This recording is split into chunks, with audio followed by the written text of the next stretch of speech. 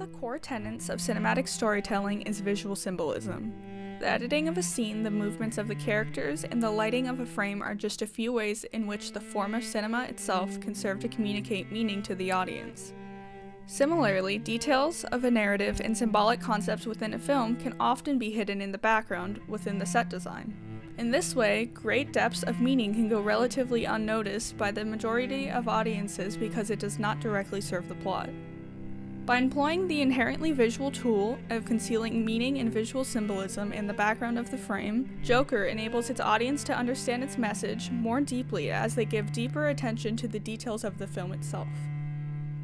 The central theme of Joker is mental illness. The narrative is simultaneously a story of Arthur actualizing himself and also losing himself. I said, for my whole life, I didn't know if I even really existed. But I do. And people are starting to notice. As the Joker, Arthur has everything he wants: the attention of others, confidence, and humor. So funny, Arthur. Yet, at the very same time, he has lost his humanity. He's become utterly insane.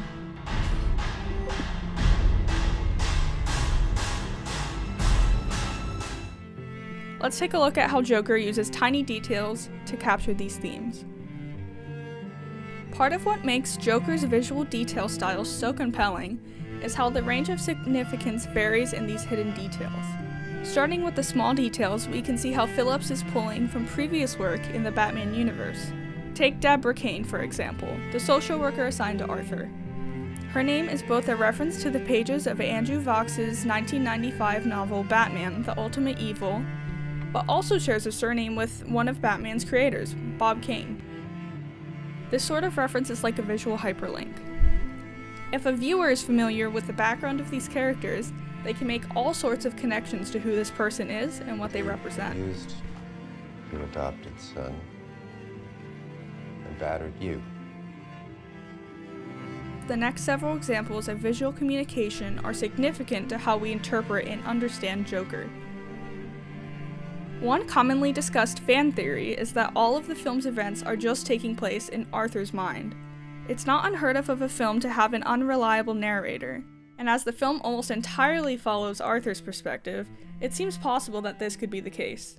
There is also a significant hint which could lead one to think this is true.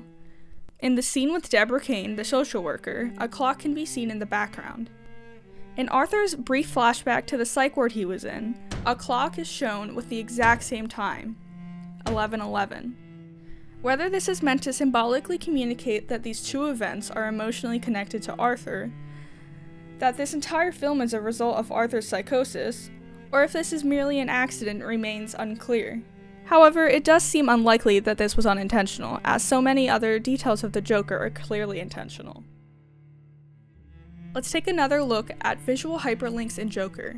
In one scene, Arthur attempts to give a stand-up routine at a comedy club. The act goes horribly and Arthur becomes embarrassed and frustrated with the process.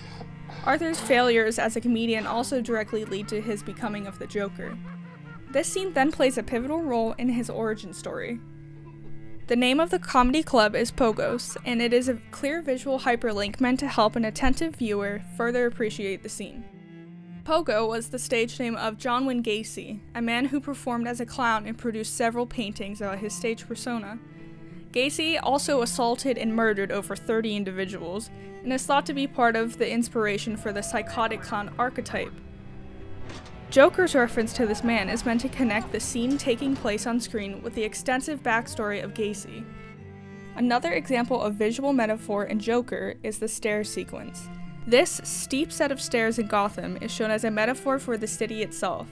It is inhospitable and difficult to navigate. Arthur looks lonely and small on this staircase. Yet, after adopting the Joker persona, he begins to dance down the stairs confidently and with a certain unstable swagger. While Arthur is descending these stairs, it also represents a metaphorical descent into the character of the Joker. As he skips further down the steps, he settles more and more deeply into the role.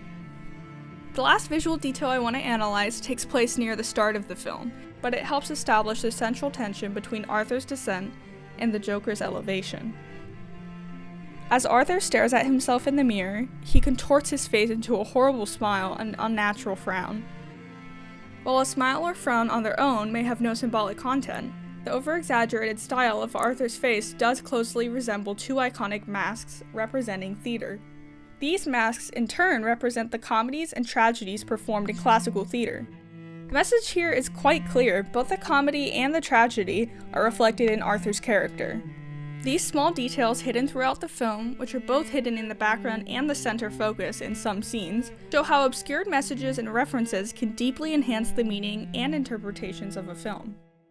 While all these hyperlinks may not be realized in the first viewing, they can be noticed upon multiple viewings, providing a more rich and complete understanding of the film. Joker expertly does this, and it has left an audience hungry to explore and discover more about it.